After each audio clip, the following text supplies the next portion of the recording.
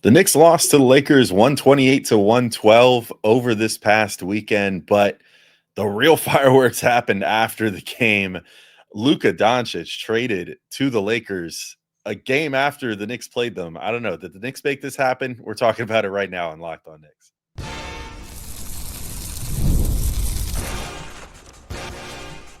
You are Locked On Knicks, your daily New York Knicks podcast, part of the Locked On Podcast Network. Your team every day. All right, welcome into Locked On Knicks, your daily New York Knicks podcast. I'm Alex Wolf. I'm editor-in-chief of Knicks site, The Strickland, which you can find at thestrick.land. And he's Gavin Shaw, your favorite play-by-play broadcaster's favorite play-by-play broadcaster, and the Saturday co-host of the Locked On NBA podcast, who had the distinct honor of working that Saturday. the distinct heart attack of working that Saturday. Of working crazy. Black Saturday in the NBA, if we want to call it that. Like, yeah, I don't know, like something. Yeah, it was a Saturday of all the Saturdays. But today's episode is brought to you by Game Time. Download the Game Time app, create an account, and use code LOCKEDONNBA for $20 off your first purchase. And of course, thank you all for making us a part of your daily routine, whether you're checking us out on your favorite podcast platform or taking in the sights and sounds on YouTube. We appreciate you clicking, downloading, doing whatever it is you're going to do every day. Make sure you auto download and set the notification bell on YouTube or your favorite podcast app so you never miss an episode from us. And in case all the episodes aren't enough, your favorite podcast now has a newsletter. Introducing the Locked On Knicks Daily Newsletter. One stop for ultimate team and league coverage delivered right to your inbox. Sign up for free now at LockedOnDaily.com. That's LockedOnDaily.com. And start your day with the all-new free Locked On Knicks newsletter. And Gavin, let's get this out of the way first. The Knicks lost 128 to 112 to the Lakers on Saturday evening. Seemed like that's what we were going to be talking about today. Which we will a little bit later in the podcast. We'll also give some updates on OG Anunoby, who went down with a non-contact injury. Although luckily in the next segment, we'll update you guys on why it looks a little better than what initially we felt like maybe it could have been, because it just looked like you could barely see anything happen. And then he went down in a lot of pain. And yet the prognosis looking pretty decent. So we'll have an update on that. But Gavin, I apologize if you've already talked yourself hoarse on this, having to cover it live on Saturday night. But I feel like we have to talk about the fact that immediately after this Knicks game, the Lakers just did the most insane thing possible. Or maybe the Mavs, I guess, the Mavs really are the ones that did the insane thing by making the first phone call somehow in this whole arrangement and making the offer here. Traded Luka Doncic to the Lakers for Anthony Davis, Max Christie, and a first-round pick, which is just, look, I know AD still has got the sauce a bit at 31 years old and whatever, but the guy misses like half of every season and is 31 years old. And Luka Doncic is 25 years old and just led his team to the finals last year. It just seems almost inconceivable that this deal even happened, and yet it did. And so I think this is the rare time where we kind of have to spend the first segment talking about this, because this was, to me, one of the most shocking moments I can ever remember as not just an NBA fan, not just a Knicks fan, but like as a sports fan. I can't think of any time where I've ever been more shocked than I was getting home from watching the Royal Rumble at my cousin's house, opening my phone and going, what just happened?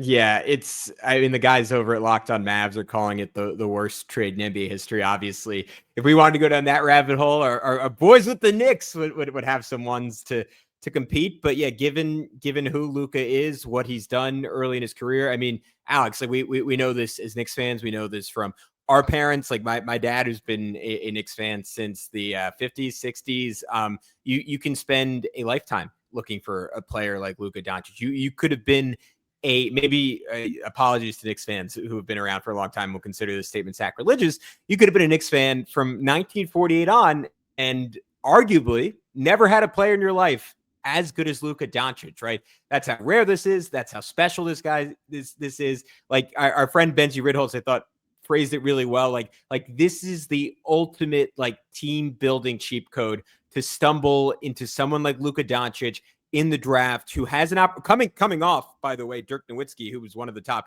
25 players of all time. You have him for 20 years. And in his last season, you luck into Luka, a guy who's also going to go down as one of the top 25 or so players of all time. I feel pretty confident in saying that, even if he doesn't have like a sterling relative to his talent rest of his career, he's clearly on that trajectory. And that is just, again, like the gift of all gifts to have those guys back to back, and you blow it.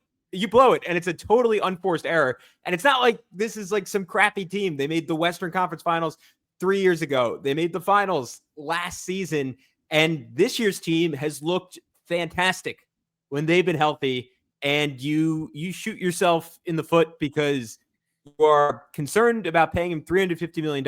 And I don't know. There is something very, very clearly weird about this. I don't know if it's that, like, the Mavs' new ownership is extremely cheap, and they said, "Hey, sorry, Nico, you're going to take the fall on this, buddy. That's what we pay you for. We're not paying this guy $350 million. Trade him for whatever you can." Obviously, they cited his conditioning.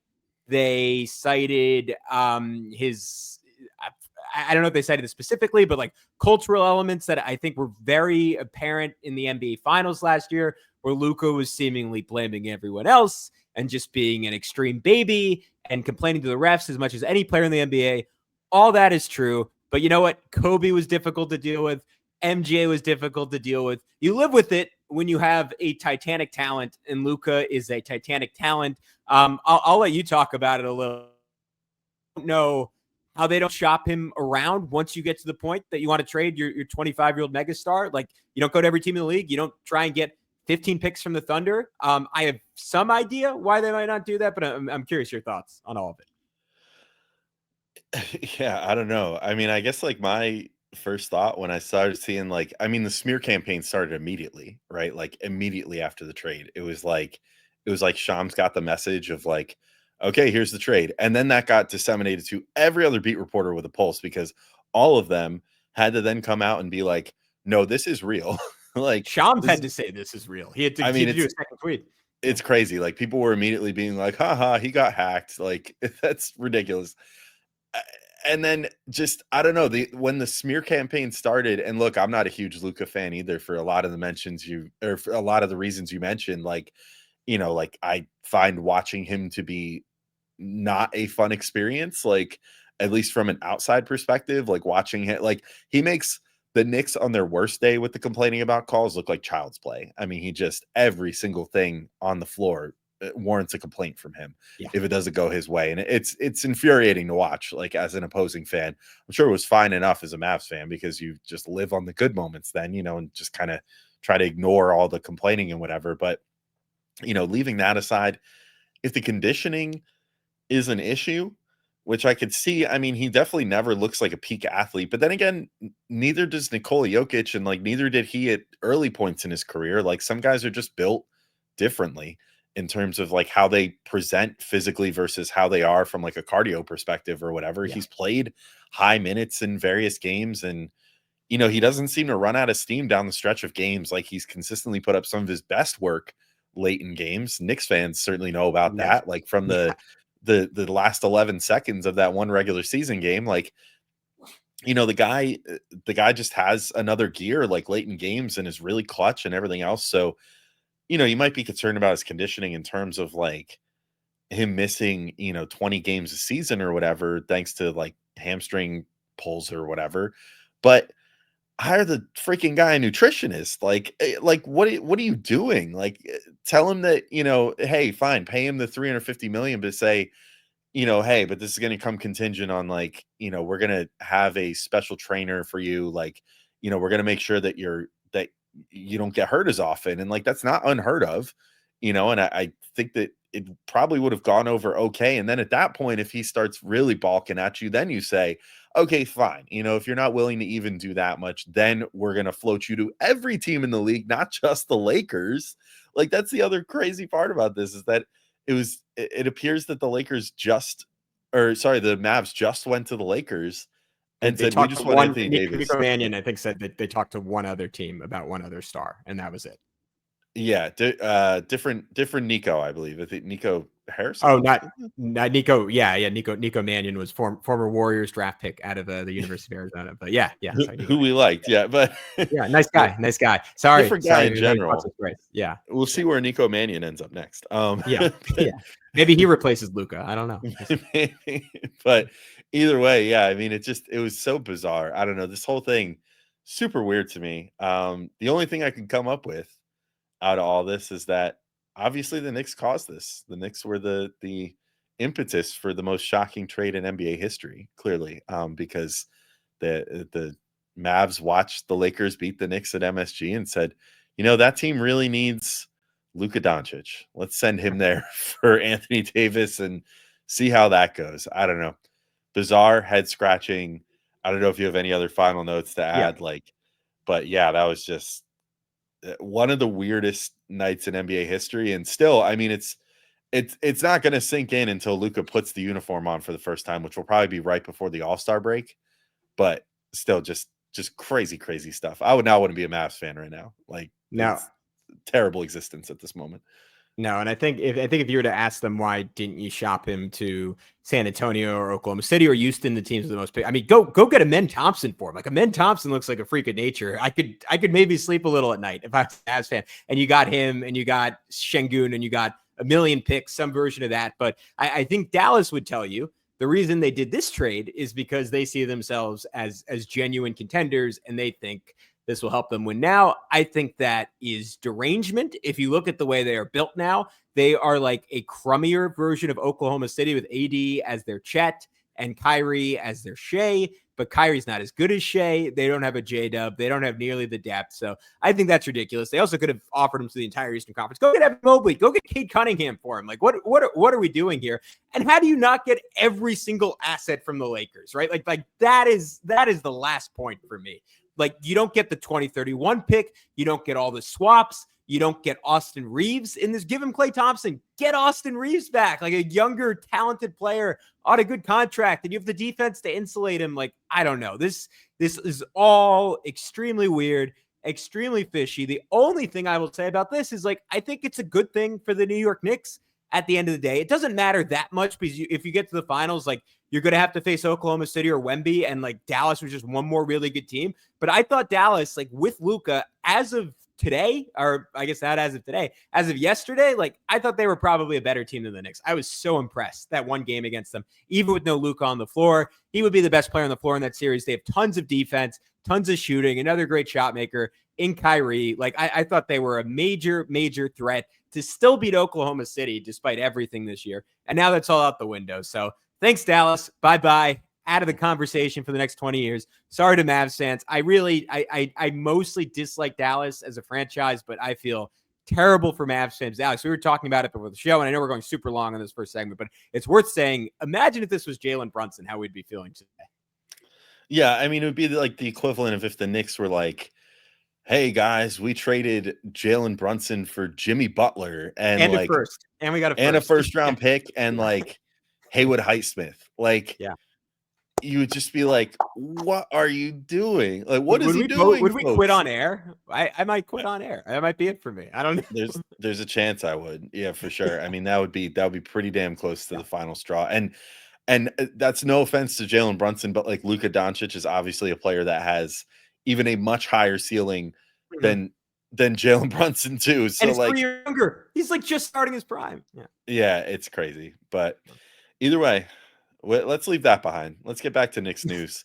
Let's talk about OG Anunoby and the fact that he went down with what looked like a fairly scary injury. But our buddy, from YouTube, who always comes to the aid of Knicks fans when we think that one of our players is about to die on the court, Brian Suterer, has come out with a good video. So got a little intel, hopefully, on what's going on with OG. And he's only questionable going into tonight's game against Houston. So we'll talk through that injury in just a moment. But first, I got to let you know about our friends over at Game Time. And are you looking for tickets to your next big event, whether it's a concert, a comedy show, or a sports game? Finding the right ticket at the right price can be a headache. But with Game Time Picks, it's never been easier. So let me tell you how it works. With Game Time Picks, the app does all the hard work for you. It curates the best deals so you don't have to waste time searching through endless ticket listings. I've been using Game Time Picks for a while now, and here's why I love it. It's got curated deals that make it super simple to find great tickets at a great price. No more sifting through thousands of options. I recently grabbed a super deal for a prime seat, and I couldn't believe the value. It was a steal, and this is definitely my favorite. The seat view feature is a game changer. Before I even hit buy, I can see exactly what my seat will look like in the venue. It's very, very reassuring. And the best part, you're covered with Game Time's lowest price guarantee. If you find a better deal somewhere else, they'll refund you 110% of the difference. Plus, your tickets are guaranteed to be delivered on time with easy cancellation options if something comes up. So take the guesswork out of buying tickets with Game Time. Download the Game Time app, create an account, and use code LOCKEDONNBA for $20 off your first purchase. Terms apply. Again, create an account or redeem code LOCKEDONNBA for $20 off. Download Game Time today. Last minute tickets, lowest price guaranteed. All right, Gavin, we're back in and we're talking through. Well, we haven't quite talked through this game yet, and we will. We promise. The 128-112 loss to the Lakers, but I think the most important thing, more so than the outcome of this game, because it was kind of the moment where all the air came out of Madison Square Garden. It seemed like all the air came out of the tires for the Knicks as well. Was when OG Anunoby went down with an apparent lower leg injury. Looked like a foot or perhaps in a worst case scenario, maybe an Achilles type injury, which you don't want to see at all. Luckily, we've had a video from hero trainer Brian Suterer of YouTube, who famously reassured all of us that Jalen Brunson was not going to die last season when he landed and it looked like had lost the use of his leg on a play, and then it turned out he just got kicked in a nerve and his leg went dead leg for a minute. So great. He's served us well before. Looked at this injury and said, you know what? It looks like OG kind of when he was going to plant, because basically the injury happens. OG's running down the floor in transition. He goes to line up to catch and shoot a three, plants, and then in real time, it looked like he planted and then was like, ow. And then you were like, oh, geez, like what just happened there? Like, was it your worst fear in that case is an Achilles injury or something? But that is also exactly where he grabbed on his foot was it looked like right. Achilles, right? Like where right. He did. He went like for the back of his ankle, which was a little weird, like considering what we now potentially know the injury could be.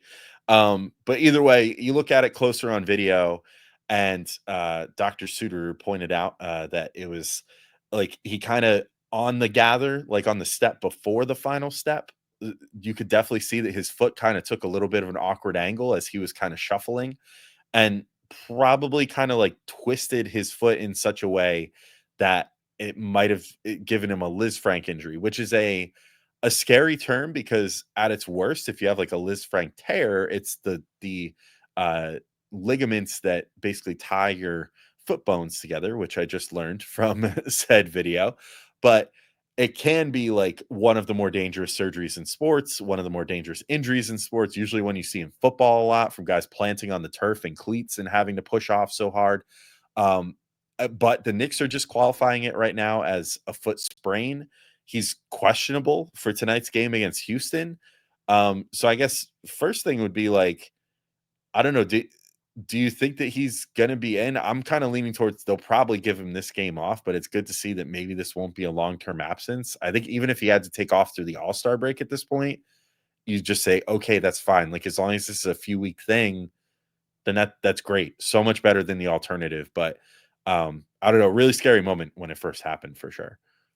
First of all, I just want to point out, I think it's very funny that you went to the YouTube doctor before the fact that he was questionable on the Knicks injury report and are 100% justified in doing that because of what happened last year with his elbow, where it was like questionable surgery. And that's the Knicks, right? Like you don't learn anything from him being questionable in the injury report. I'm like, all right, I think I saw that. I think there's an 80% chance his foot is still attached to his body. But you know what? With the Knicks, you cannot be 100% sure. But set him for 10 games. Like I don't care. I saw our guy Macri like saying like, oh, it's a win at this point if he's out like 6 to 8 weeks. And part of me was like, you know what? That's not crazy. Like just let it not be a season-ending injury. And it seems strongly. You got the X-ray last night. We don't know the official result of the MRI today. We can only presume that they ruled out the tear that you mentioned. So I'm counting it as a win and a warning from the basketball gods. Stop playing the guy who only plays half seasons every single game and the most minutes of his career. He's playing great basketball. The best way to keep that going is play him 32 minutes a game and let him take a night off every once in a while. So you know what? With this injury, let him take a night off.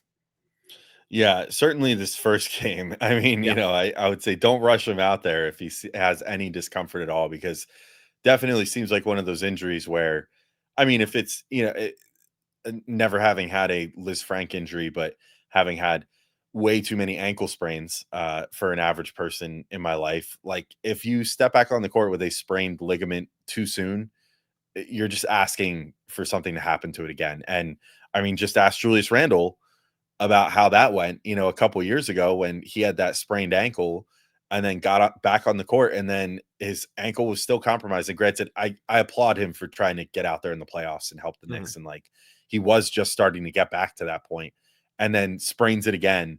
And just his ankle just got annihilated in that postseason because of the fact that he had to come back so quickly off of injuring it. And you want to really give those things enough rest and relaxation, just rice the heck out of it. Rest, ice, compression, and elevation. Just hit that all up. Do the whole protocol, and give OG a few days off. Like I think we're close to the All-Star break. There's only a handful of games left. This Houston game is really big, obviously, but whatever. Give Landry Shamet a little extra time to try to shine or something in the starting lineup, or start a kind of smaller lineup. Throw Deuce McBride out there or something. Like it gives you an opportunity to get some new looks in this Houston game, and then potentially in the next couple games before the All-Star break. Like I would rather play it safe too. I'm with you. I don't want to tempt the basketball gods with the guy that typically is missing a decent chunk of any given season. Like give him at least a couple weeks before you start thinking about, okay, let's get this guy back on the court. Because it's an injury that, if it does get worse, I feel like that really screws your season up. Like if you lose OG Anunoby for the season, you're any dark horse hopes of potentially winning the title this year just kind of go out the window at that point, because they're going to need everybody at full strength come playoff time if they want to pull this thing off. Yeah. And Bondi, I assume this is true because I don't know why else he would say it, but right after this injury, I think presumably thinking that it wasn't Achilles, he made a reference to the fact that OG's had calf soreness on and off this year, which to me, like if that was true and he had torn his Achilles, I would have said like fire everyone pretty much. Like that seems like the reasonable response at that point. Like just please, God, just play it safe with this guy. Like I feel like I'm setting my kid to a summer camp run by like a sociopath. Like just like let him swim in the pool. Let him like, I don't know, kick a soccer ball around. Like just let him have fun. Don't push him. Protect OG. Like get him to April. Whatever it takes. Get him, get Jalen, get Karl, get Josh to April. Mikhail, maybe I'm tempting the basketball gods by saying this, but he should, based on past history, he'll get himself to April. But Jesus Christ, just keep this team healthy, because we've seen it like when OG like for example in this game, OG had a positive net rating in his 17 minutes, and we can get into it right now, Alex. There were issues well beyond him going out, but him not being in there to guard LeBron was one of the big issues in this game, and it drives home the fact that I've been saying all season, like the Knicks are skating by on some very thin margins, even as they start playing better. If they lose any of their top 4 guys, and like I guess I don't include Mikal Bridges in that, and he's also crucial, like it feels like the season's over. Like they need great health luck, and they have to do what they can to influence that in the best direction possible if they want to win. Because when Cat's not at 100%, it doesn't always look great. When OG's out, it doesn't look great. Like they can't afford to lose any one of these guys, is what I'm saying. Yeah, I'm with you there, and certainly no arguments there, but let's talk a little more about this game, the 128 to 112 loss to the Lakers. Just the latest in a long line of LeBron just tormenting the Knicks at MSG, other than the Mario Hezonja game, which is the last time that he lost when visiting Madison Square Garden, which is just crazy to think about. So we'll talk about the loss to the Lakers, what went wrong, some of the things that went right next on Locked on Knicks. But first, we want to tell you about our good friends over at PrizePicks. Basketball season is heating up. Man, if the Luka trade's any indicator, it sure is. And there's no better way to get on the action than with PrizePicks, the best place for daily fantasy sports. With over 10 million members and billions in awarded winnings, PrizePicks makes it easy and fun to turn your sports and knowledge into real money. Here's how it works. Just pick more or less on at least 2-player projections. And if you're right, you can win up to 1,000 times your cash. This week, I'm looking at the board and selecting more for Jason Tatum on points and more for Jalen Brunson on assists. The best part, PrizePicks keeps it simple. You can set your lineup in less than 60 seconds, and their fast, secure withdrawals means you get paid whenever you win. Plus, their Taco Tuesday promo gives you discounted player projections for even more value. So check out the promos tab to tail any of their super sweet Millie Winner big games lineups. If you tail a lineup that goes 3 for 3, you can win a split of $1 million in promo funds.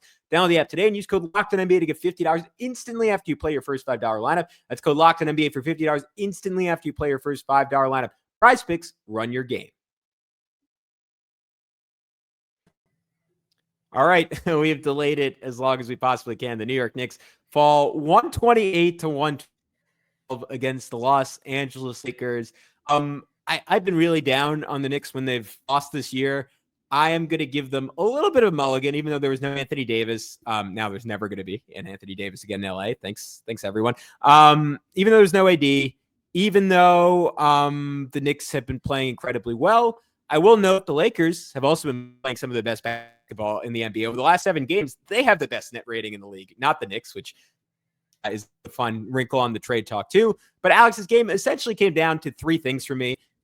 Lakers shot the ball incredibly well. LeBron, in particular, just some absurd shot making on his way to 33 points. Like, he was hitting 1-foot threes, crazy and one. Austin Reeves had a bank 3. He had a 3 where he was like leaning and like half on balance. Dorian Finney-Smith was mostly open, but he shot the crap out of the basketball. All in all, the Lakers 19 of 40 from 3. 58, 47.5, 83 splits. You combine that on a night where Karl-Anthony Towns scores just 11 points, where Jalen Brunson has arguably his worst game of the season with 17 points, no threes, 3 of 7 from the line, 6 turnovers to just 7 assists. You're going to, OG Anunoby gets hurt. You're going to lose that game more often than not. But the 3 areas it came down to were the shot making, the Lakers' ability to attack Cat in drop, and then on the other end of the floor, the Knicks' utter inability. When the Lakers went small and put a smaller guy on Karl-Anthony Towns, they could not take advantage of that because the Lakers were doubling Cat. And over again, all the Knicks just sort of grouped up in one area. He had nowhere to pass the basketball. That's sort of the biggest one to me. But why do you think they lost this one? And what are you thinking after this game? Yeah, I mean, I do think a lot of it comes down to losing OG as well. You know, I think that the fact that he was playing the most credible defense on LeBron, and then you lose that guy, that's not going to help, because then LeBron just kind of went nuts. And I mean, it was mostly Josh Hart drawing that assignment, because he's sort of the only other guy other than OG that can at least keep up with him laterally and from a strength perspective to a degree. Although even that, he just kind of got, I don't want to say he got big boyed. Like, Josh Hart is a very strong dude, but just like LeBron is 4 or 5 inches taller than him and has way more of a wingspan, and just, you know, is able to create that space. He's one of the 2 best players of all time for a reason. Like, you know, he went off because they didn't have the right guy to try to make his life uncomfortable in OG anymore. And you know, I think that was thing 1, but thing 2, definitely, I think they didn't really do Cat any favors with, like you said, the spacing was lacking. And then just in general, it was just kind of one of those sloppy Cat games where it was just like, dude, we need you to just not foul right now. Like, we need you to just control yourself however you can. And he wasn't able to do that. He just continually got himself into foul trouble, kind of shot himself in the foot in that regard. Even on offense, you know, it's just like you mentioned, he wasn't really able to create advantages against the smaller guys. And they were even like, the Lakers were just getting in his way. And, like I think it got reversed at one point, but it was, if they didn't reverse it, it was definitely like when you watched it, it was an offensive foul where like Rui Hachimura just gets in front of him and like perfectly draws a charge. And it was just like, all in all, not a game to remember for Cat, but not a game to remember for the rest of the Knicks either, because it was kind of on them to put it together a little more. Other than Josh Hart, who finished with another triple double, just absolute monster, 26, 13, and 11 for him. And maybe you could give a little nod to Precious Achiuwa, I think, who had 15 and 15 off the bench, and I thought all in all played a really good game with Cat struggling. It was just kind of a forgettable game for almost everybody else, except for OG, who was having a really good game up until the point when he got hurt. But yeah, definitely like Brunson had a very forgettable game from the field. Mikal Bridges like shot pretty well, but I felt like was not, other than making some of the shots, like was not really contributing as much as we've been seeing lately, especially with like secondary ball handling and stuff. And obviously Cat not playing well as well is just that's going to do me in the long run. Yeah, I'll go in on some of the Cat stuff just because I don't know. This was stupid, but I wrote like maybe 200 words of notes on it just because it was glaring. Like there was one possession in particular that was just terrible. He gets the ball with Gabe Vincent on him with 16 seconds left on the shot clock, but he sees the double looming, right? So OG Anunoby is out on the left wing and he ducks in towards the rim, and Precious stays in the corner. And this is just we know Fred Katz has talked about it a lot. The Knicks don't really practice during the season. This type of situation, it's where it's obvious, because if you practice this, like it just seems it should be intuitive. OG can shoot. OG, you stay on the wing. Precious, you can only finish around the rim. You cut towards the rim. They do the opposite, which does nothing. So the Lakers can just guard 4 with 3, essentially. Then Precious belatedly cuts, but at the same time, Deuce then cuts to the basket, which allows Dalton Connect, who's a bad defender, to guard both of them at the same time. And then Cat ends up holding the ball for literally 9 seconds. Nothing opens up. They end up scoring because he gets an offensive rebound off like a swing, but that's not the point. Like that was just bad. There was another one where Cat drove by Rui. DFS rotated to double. Payne, Deuce, and OG. I took a picture. I'll post it later just because I took it on my phone. They're all on the right wing, like in the same spot. And like Cat needs to kick it out to someone, and you can't do that when all 3 guys are in the same spot. Cat scores anyways, but again, the process is terrible. This happened about 4 or 5 more times. OG was the offender. Like I know he played well overall, but this was just dumb. Like another time where Cat's doubled, left block, and OG's on the opposite wing, and he is wide open, but he cuts to the rim when Precious cuts to the rim, and like he would have had an open 3. Like just stay out there. And I don't know this basketball IQ. I think a lot of it is on Tom Thibodeau for not just saying, guys, when Cat is doubled on this block, here's where you should be. When Cat's on this block, here's where you should be. For an NBA team, that seems about as simple as it could possibly get, and it just wasn't. And then on the other end of the floor, the Lakers went at Towns in a way few teams have all year. Felt very, very similar to how Oklahoma City planned. I would not be surprised if JJ Redick spent like hours just watching that film and had some great takeaways from it. But over and over and over again, Alex, we saw Dorian Finney-Smith getting wide open threes because Cat was guarding him and was just in a deep drop. There's one play where OG's guarding LeBron. They set the screen. They switch. Cat goes to a drop. LeBron is so wide open that OG runs off DFS, charges to LeBron, contests the shot, and LeBron's like, all right, bet. Just swings it back to DFS. He hits a 3. This happened about 7 or 8 different times. I would guess that like Cat was the closest defender on at least 30 points for the Lakers, if not more.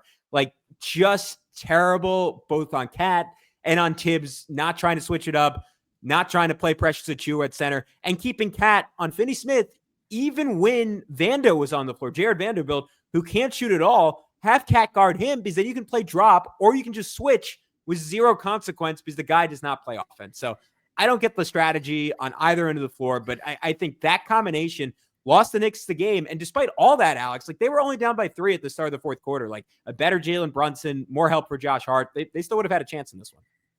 Yeah. And it just comes down to execution. Like you said, that just not finding their spots correctly. And, it felt like there was just not as much of lately. I feel like we've been seeing more of Brunson working off ball as well. And I feel like we weren't really treated to too much of that in this game either. There just wasn't a lot of the catch and shoot opportunities for him, which I think could have swung things. I mean, the fact that you have like Brunson take 18 shots and only 2 threes in the whole game, like it's just such easy money to, get the ball out of his hands. And if you have Josh Hart dealing the way that he was in this game with 11 assists, like get Brunson moving a little more off ball, turn him into a shooter. Like it made little sense to me to not do that more. I will say the Lakers did manage, even though they were a little undersized, like at their largest players, they did manage to kind of pull a good strategy of throwing just a bunch of lengthy wing type guys out there and just being disruptive in that way. And that really, interrupted what the Knicks were trying to do in the passing lanes or whatever. But that said, like the Knicks themselves were able to get in the passing lanes quite a bit. And I just felt like there was something a little lacking with their transition offense in this game too, which has been a huge plus for them on that 5-game winning streak. It just felt like something was off there too. People weren't leaking out like they were previously, or even if they were, like Mikal Bridges missed like 1 or 2 of the layups that I felt like he would have just easily been canning these last few games. And Brunson, I think, missed a few layups in transition as well that were kind of baffling. Like couldn't convert at the free throw line, only 3 of 7 there. Not that 4 points would have been the difference maker in this one, but it would have been nice to get those back. Just either way, it's just a rough game all around. Hopefully one that they're able to brush off, but things really don't get any easier because now they have to face Houston, who's one of the hottest teams in the NBA right now. Has just been absolutely decimating the top teams in the league right now. The Cavaliers, the Celtics, I mean, just running roughshod, especially on the best of the East. So hopefully the Knicks are able to recover and come out with a win. Obviously it becomes a lot harder if you don't have OG Anunoby out there, but all in all, not the most inspiring effort. I was hoping the Knicks would be going in with a 6-game win streak because they kind of need that momentum to go ahead and beat Houston, but we'll see what ends up happening. But hopefully they're able to at least kind of fine tune things back in with getting out in transition and whatever, and somehow try to out transition Houston, who's definitely going to try to run on them. Because I think that's the only way that they're going to be able to win this game against Houston today.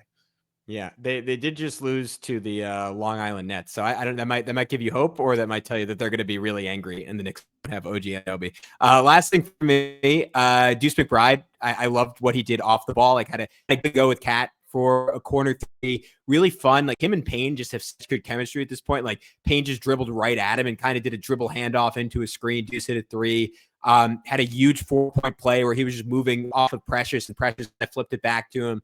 Got that plus the foul. That was awesome. Shamet, this was about his worst run of the entire year. Every second he was in, LeBron was finding a way to get Shamet on it. It was just like the Shamet was working his butt off, but just cooking the poor guy. And then he comes in the fourth quarter and he makes a great play defensively and he gets a deflection and it turns into an alley-oop. I think it was for Rui. Like it just bounced right up in the air, straight towards the rim for a dunk. So tough night for Landry Shamet. Tough night for the New York Knicks. All that really matters at the end of the day is that OG Anunoby is okay. The Knicks we're due for a stinker, I think, after how incredibly well they played the last 5 games. Hopefully they turn around. We will be with you after the Rockets game to talk about it. Until then, he's Alex and Gavin. We'll talk to you soon on Locked On Knicks.